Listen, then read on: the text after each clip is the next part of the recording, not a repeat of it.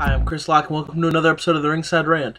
On this episode, I will address WrestleMania 27, which happened last week. I will address the main event for WrestleMania 28 being announced, and other wrestling news and opinions. As you all know, last Sunday was WrestleMania 27. I, like most of you, probably watched it. Overall impressions wasn't bad. Wasn't the best by any means, but it's kind of hard after 25 and 26.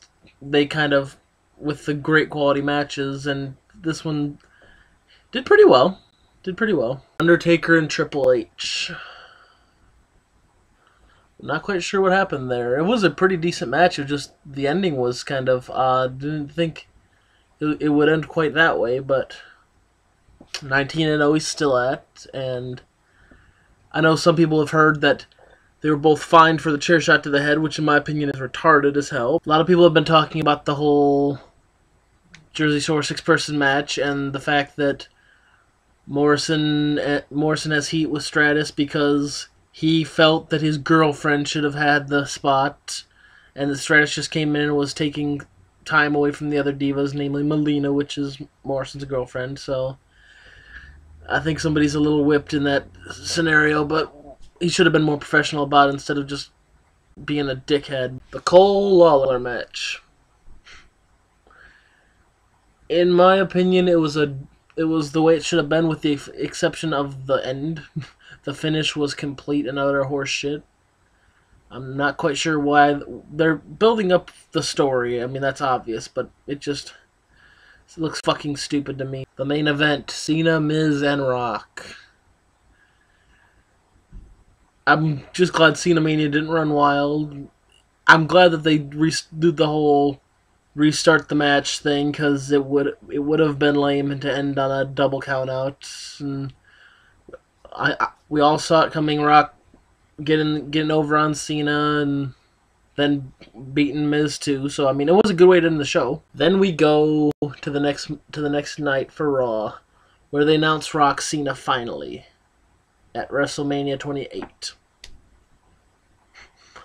Wasn't expecting that, to be quite honest. That's the first time that I can remember that they've booked that big of a match that far out. And I think that's what people are, the talk online, that's what they're having the problem with, is because it's so far out. Honestly, I'm glad that they didn't just try to smash it onto Extreme Rules or whatever. But I was personally expecting like SummerSlam maybe, but not The Rock's going to leave again and come back on a part-time basis. We'll have to see what that means, or if we're going to see him at all before WrestleMania 28. There's been news running around line the last couple weeks of WWE working on a new rebranding and building more outside of wrestling. Once again, they refuse to admit that they're a wrestling company. They want to do other things. They want to have a TV network. They want to do this and that. And, of course, some of you may have heard about the fact that somebody wrote an article and called them wrestling, and they demanded the article removed. It's sad that they're willing to slap a good amount of their fan base in the face by disrespecting wrestling as much as they are. As some of you may or may not know, last Monday's Ring of Honor was the last episode on HDNet. I'm kind of disappointed by that, because I mean, we're back to either WWE or TNA. It was refreshing to have yet another choice. And honestly, I haven't heard the reason why. I don't know if it was ratings. I don't know if it had anything to do with the fact that WWE had put Tough Enough on at the same time. I've heard rumors that might have had something to do with it.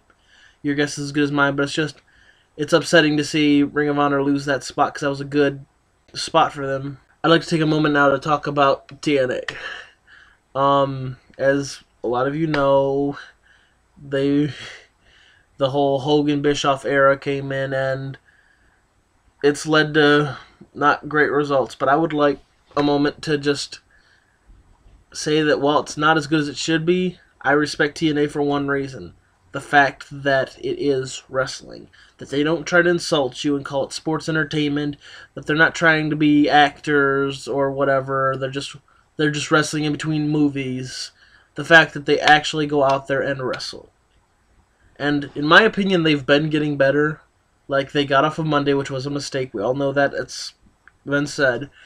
But, I mean, if you look at it now and the whole thing of what in January, all the big names were 50-year-old guys who prime was 10, 15 years ago.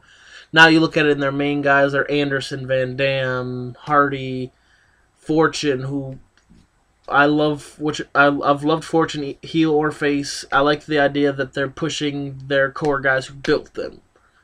AJ, Beer Money, Kazarian. Glad to see Daniels come back. That was nice with the whole Bubba hurting AJ angle. Now Daniels is back and he's gonna be in like the lockdown. Also nice to see Bully Ray, I guess his name now, getting a push at not just like when they split him up in WWE and he was just mid-carding, doing tag team shit and trying to be a singles competitor, and it never quite worked out, but at least now they're giving him a slightly better push. Like, my opinion with TNA is, believe me, I firmly believe it could be better. No question there. But it's nice to have a company that doesn't spit in everybody's face about wrestling as much. We all know about Russo and everything. Over the next few weeks, I'll have a couple new segments, new extra episodes being put up, involving different things, involving ideas I've been toying around with. So if you have something that you'd like to see me address on the show, if you'd have some kind of segment you'd like to see me do, if you have anything like that, just comment below, let me know. Other than that, I'll catch you on the next episode of the Ringside Rant.